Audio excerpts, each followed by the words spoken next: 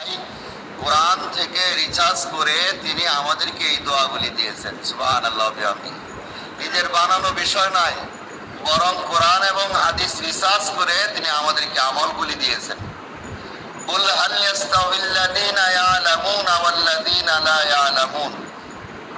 তো আল্লাহ তাআলা বলেন, সে কি তার সমান যে এরূপ করে না? অর্থাৎ যারা আমল করে আর যারা আমল করে না তারা সমান হতে পারে না।